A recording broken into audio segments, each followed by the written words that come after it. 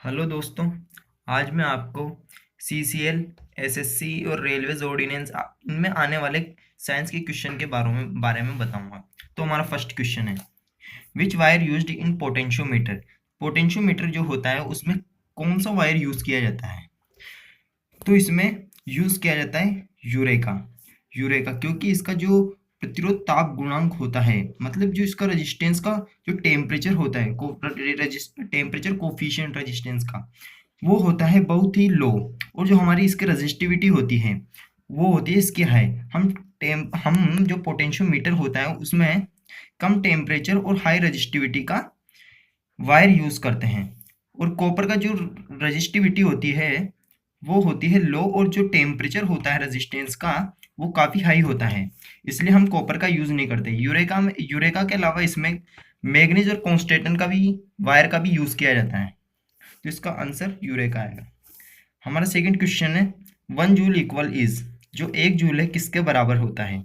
10 की power 8 angstrom, 1 Fermi, या 1 kg, या फिर 10 की पावर 7 अर्ग। तो हमारा इसका आंसर आएगा 10 की पावर 7 अर्ग। एंड नेक्स्ट क्वेश्चन है हमारा, विच of the flowing Ohm's law does not apply. इनमें से किसके लिए जो ओम का लॉ है वो अप्लाई नहीं होता? तो इसमें हम देखेंगे जो हमारा नॉन लीनियर एलिमेंट है उसके लिए ये अप्लाई नहीं होता। नॉन लीनियर एलिमेंट में हमारे डायोड, थर्मिस्टर, ट्रांजिस्टर ये सब आते हैं, तो इसमें नॉन लीनियर एलिमेंट आएगा।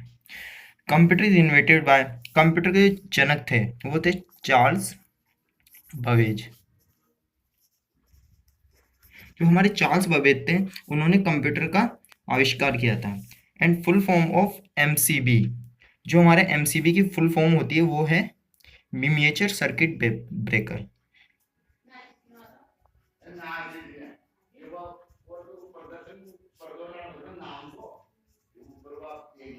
Miniature circuit breaker.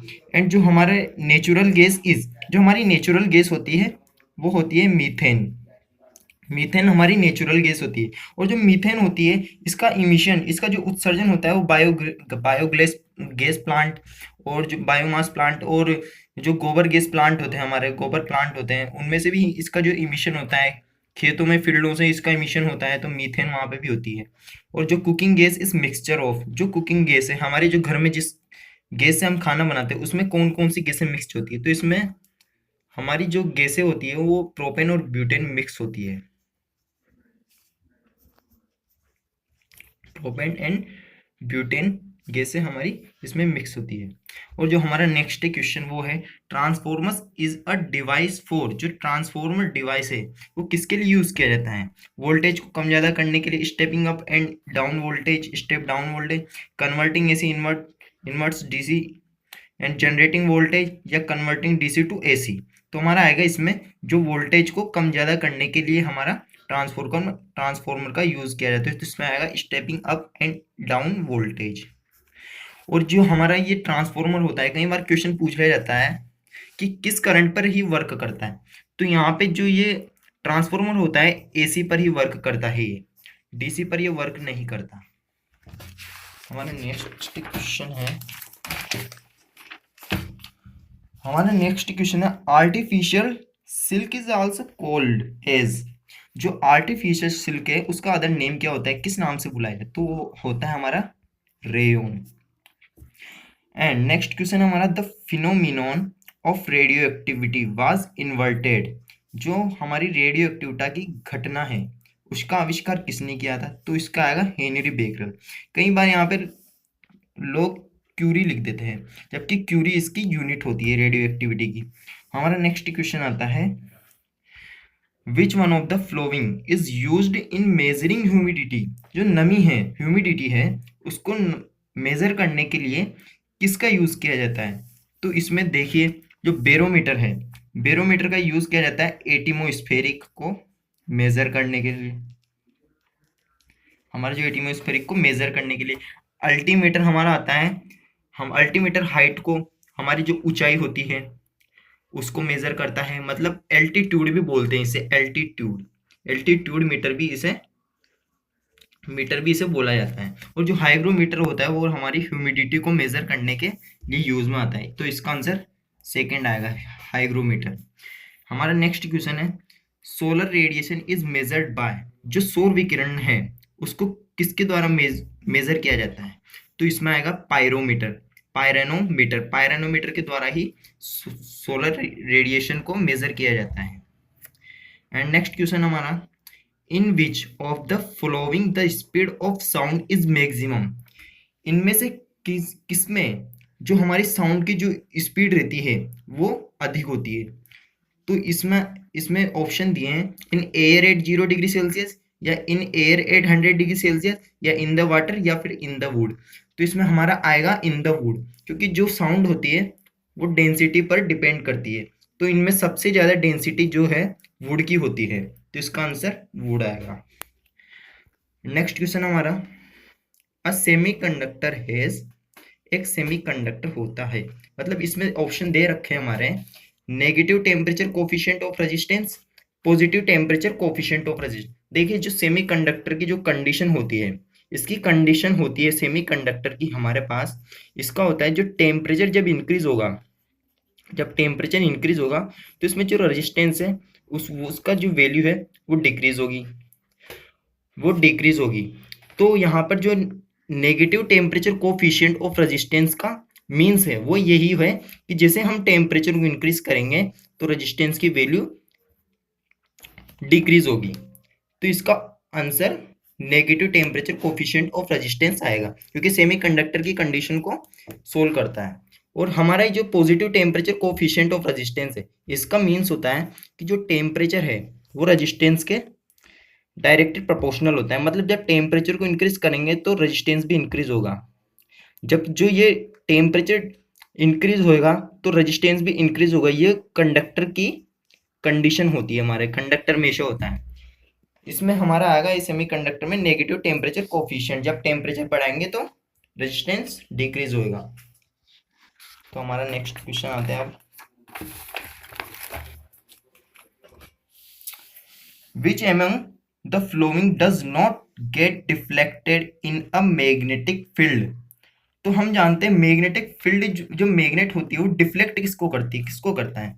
जिसमें चार्ज नहीं होता, जिसको क्या करता है वो, मतलब जिसमें चार्ज होता है वो उसको अपनी तरफ खींचती है, और मतलब जिसमें चार्ज नहीं होता वो उसे डिफ्लेक्ट कर देती है। तो हम जानते हैं कि प्रोटॉन में क्या होता है, प्रोटॉन में पॉजिटिव चार्ज होता है, अल्फा पार्टिकल में 2 गुना पॉजिटिव चार्ज होता है, कैथोड रेज नेगेटिव चार्ज होता है, और न्यूट्रॉन होता है हमारा, इसमें चार्ज नहीं होता।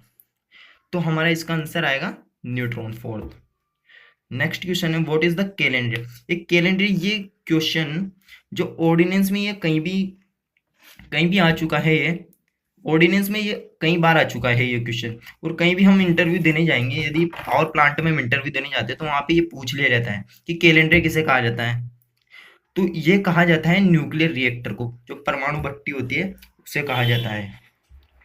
हमारा नेक्स्ट क्वेश्चन है, जो resistance of a copper wires always increase if, जो हमारे कॉपर वायर का जो रेजिस्टेंस होता है वो इंक्रीज होता है यदि, मतलब जो हमारे कॉपर वायर है एक कंडक्टर है और इसका रेजिस्टेंस इंक्रीज कब होगा? हमने बताया था जो कंडक्टर होता है, कंडक्टर में जब टेम्परेचर को इंक्रीज किया जाता है तो रेजिस्टेंस भी इंक्रीज होता है।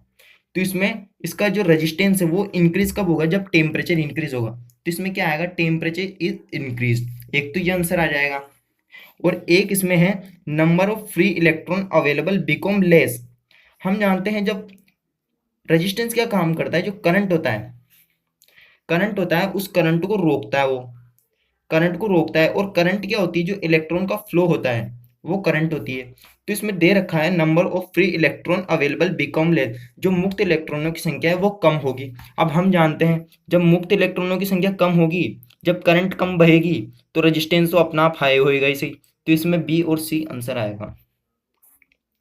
हमारा नेक्स्ट क्वेश्चन है, correct form of Ohm's law, जो ओम्स लॉ की सही फॉर्म कौन सा है?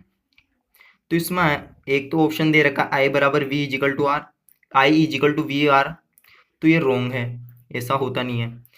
नेक्स्ट जो हमारा ऑप्शन है वो है वी डायरेक्टली प्रोपोर्शनल आई, तो ये हमारा राइट है, क्योंकि और ये नेक्स्ट जो हमारा ऑप्शन है V is equal to I R, तो इस पे भी ये कंडीशन को फॉलो कर रहा है, तो इस पे भी ये क्या है? सही है। तो इसमें हमारा जो डी है, बी और सी, ये दोनों सही आ जाएंगे। हमारा नेक्स्ट क्वेश्चन अब आता है, which measure the power of lens. अब देखिए यहाँ पर जो शक्ति हो रही है वो शक्ति की बात नहीं हो रही है, पावर की बात नहीं हो रही है, यहाँ पे जो लेंस है लेंस की पावर की बात हो रही है। तो कई बार रहता है कि स्टूडेंट क्या करते हैं कि जो पावर रहता है इसको देख के इसकी यूनिट लगा देते हैं जूल पर सेकंड। यदि पावर आता है तो जूल पर सेकंड सही है, पर यहाँ पर आ रहा है लेंस की पावर। तो इसका जो हमारा होता है डायोप्टर होता है, इसका ये डायोप्टर में मेजर की जाती है। जो लेंस की पावर होती है डायोप्टर में मेजर की जाती है। जो डायोप्टर होता है वो फोकस का, उसका ये फॉर्मूला होता है, जब फोकस को बढ़ाए तो डायोप्टर कम होता है एक तरीके ये होता है। और जो ये जूल है ये एनर्जी की यूनिट होती है, ये पावर की यूनिट होती है। तो ये दोनों तो आएंगे नहीं। और एम्पियर होता है जो करंट की यूनिट होती है, तो ये भी नहीं आएगा। तो हमारा आंसर आएगा डायोप्टर। डायोप्टर क्या करता है, जो लेंस की पावर है उसको मेजर करता है। हमारा नेक्स्ट क्वेश्चन है, the electric bulb have resistance in the ratio 2 ohm and 4 ohm respectively if they are joined in series the net resistance is। तो हमारा इसमें दे रखा है, हमारा सीरीज में जो रेजिस्टेंस जुड़े हुए हैं वो हैं क्रमशः 2 और 4। तो ये हम सर्किट बनाएंगे यहाँ पर सीरीज का, तो इसमें रेजिस्टेंस हम जोड़ देंगे। इसे बल्ब या किसी बैटरी से जोड़ दो, तो ये जोड़ दिया। इसमें 2 ओम दे रखा है और 4 ओम दे रखा है। हम जानते हैं जो रेजिस्टेंस होता है सीरीज में उसका जो टोटल का फॉर्मूला होता है इक्विवेलेंट, वो होता है R1 प्लस R2। तो हमारा R1 यहाँ पर 2 है और R2 हमारा यहाँ पर 4 है, तो 2 प्लस 4 इजिकल टू 6 हो जाता है। तो हमारा इसमें आंसर आएगा 6। हमारा नेक्स्ट क्वेश्चन आता है, planet with largest number of satellites. जो वह कौन सा ग्रह है जिसमें सबसे ज़्यादा या सबसे बड़ी सैटेलाइट्स होती है, तो वह है जुपिटर, बृहस्पति। इसमें क्या होता है, और जुपिटर ऐसा है जिसमें सबसे ज़्यादा सैटेलाइट्स और सबसे बड़ी सैटेलाइट्स होती है। इस अब कहीं पर बार पूछ लिया जाता है जुपिटर की सबसे बड़ी सैटेलाइट्स कौन सी है, तो वो होती है गैलीमेड। ये इसकी सबसे बड़ी सैटेलाइट्स होती है। हमारा नेक्स्ट क्वेश्चन आता है, curie is the unit of, जो क्यूरिट है वो किसकी यूनिट होती है, तो वो होती है रेडियो एक्टिविटी की। ये जो क्यूरी थी, क्यूरी ये पोलैंड की रहने वाली एक पोलैंड की रहने वाली थी। इनके जो हस्बैंड थे, इनका पूरा नाम, क्यूरी का पूरा नाम था मैडम मेरी क्यूरी। मैडम मेरी क्यूरी, इनके जो हस्बैंड है उनका नाम था पियरे क्यूरी। तो इन्होंने क्या, इन दोनों ने मिलकर ही जो रेडियो एक्टिविटी है जो उसके लिए 2 मैटर प्रोड्यूस किए, वो फिलोमिनियम और रेडियो एक्टिव थे। तो ये 2 थे, और जो जिनमें से जो एक था, इनने पोलैंड की रहने वाली थी इसलिए पोलैंड के ऊपर रखा था। तो ये हमारे क्वेश्चन सोल्व होते हैं जो हमारे रेलवेज ऑर्डिनेंस कई जगहों पर पूछे जाते हैं। अगर आपको ये वीडियो अच्छा लगा हो तो इसे सब्सक्राइब करें और इसे शेयर करें। और अगर मुझे कमेंट में कुछ लगा कि मेरा कुछ वीडियो अच्छा लगा तो मैं आगे और वीडियो बनाऊंगा।